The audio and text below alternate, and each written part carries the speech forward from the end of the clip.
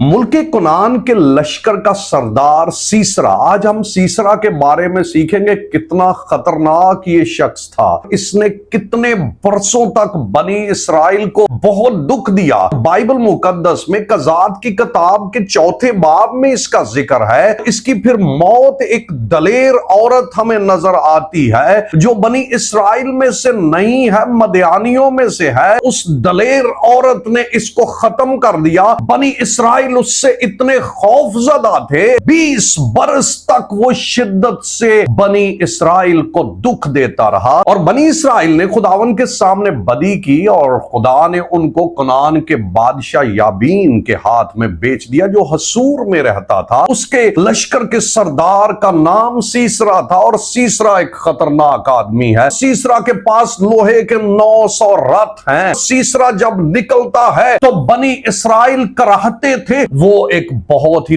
طاقتور military commander ہے، لیکن اس کی موت خدا کی طرف سے تھی. خدا نے دبورا نبیہ کو کہا سیسرا کا اینڈ ہونے والا ہے. اور دبورا نبیہ راما اور بیتیل کے درمیان ایک کھجور کے درخت کے نیچے بیٹھتی اور بنی اسرائیل کا وہ انصاف کرتی تھی.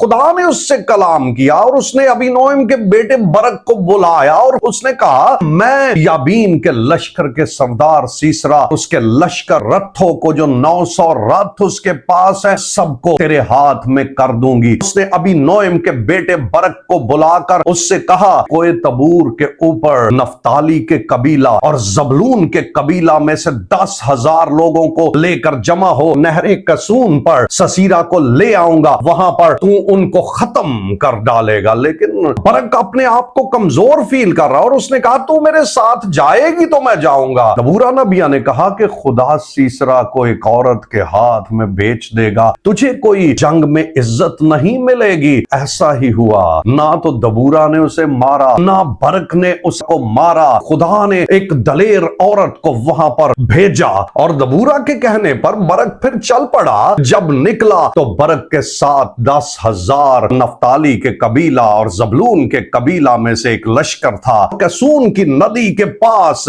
سسیرا نے بھی سنا، وہ بھی نکل کر اپنے 900 رتھوں کے ساتھ وہاں پر آ گیا. لیکن خداوند برق کے ساتھ تھا. خداوند نے سیسرا کو اس کے ہاتھ میں کر دیا. برق نے ساری آرمی کو مارا. جب وہ مار رہا تھا تو سیسرا اپنے رتھ پر سے اتر کر بھاگنا شروع ہو گیا. یہ وہی شخص ہے جس نے 20 برس تک لکھا ہے شدت سے ان کو دکھ دیا تھا. جب خدا کسی کی فیور کرتا ہے تو خدا بندوں کو اٹھا دیتا ہے. پھر سیسرا جیسے لوگ بھی نیچے گر جاتے ہیں. خدا نے اس کو نیچا دکھا دیا. سیسرا بھاگتے ہوئے ایک ڈیرا اسے نظر آیا اور وہاں پر ایک عورت یائل نام ہے. یائل ہبرکینی کی بیوی ہے اور ہبرکینی یہ موسیٰ کے سالے حباب کی نسل میں سے ہے. اس کا ڈیرا زنیم میں بلوت کے درخت کے نیچے ہے. وہاں پر سسیرا بھاگتے ہوئے اس ڈیرے میں چلا گیا کیونکہ ہبرکینی کے گھرانے میں اور یابین جو کہ کنعان کا بادشاہ تھا ان کی آپس میں صلح تھی. اگرچہ وہ عورت جو تھی وہ بڑی دانا بھی تھی، بڑی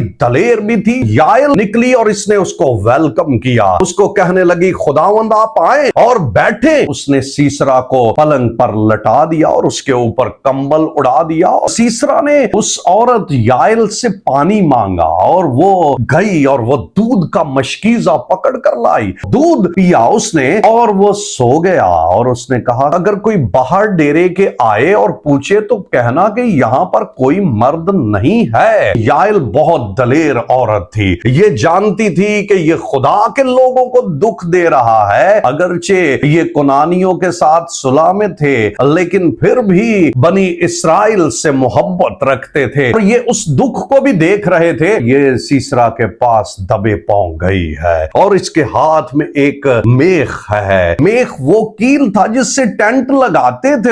اس نے وہ میخ پکڑی اور ایک ہیمر پکڑا. سیسرا سو رہا تھا. یہ عورت وہاں پر گئی اور اس نے اس کی کن پٹی کے اوپر وہ कील रख दिया, मेख इसने उसके ऊपर रखकर ऊपर से हथौड़ा मारा, वो उसके कनपटी के पार हो गया। इसने उस शख्स को मार दिया जिससे पूरी की पूरी बनी इस्राइल डरती थी। खुदा की ताकत इतनी है कि खुदा एक औरत के हाथ से उसे मरवा डाला। आज भी खुदा मगरूरों की तहकीर करता है और खुदा बताता है मगरूर जो बन जाता है खुदा उसको नीचे कर देता है। यहां पर दबूरा की बात भी सच्ची हो गई। दबूरा ने बरक को कहा था कि खुदा एक औरत के हाथ में कर देगा। फिर वो बाहर निकल कर आई, सामने उसने बरक को देखा, उसने बरक का वेलकम किया। आज इस शख्स को तू ढूंढ रहा है, मैं तुझे दिखाती हूं वो कहां पर है। जब वो उसे लेकर गई, उन्होंने देखा उनका दुश्मन वो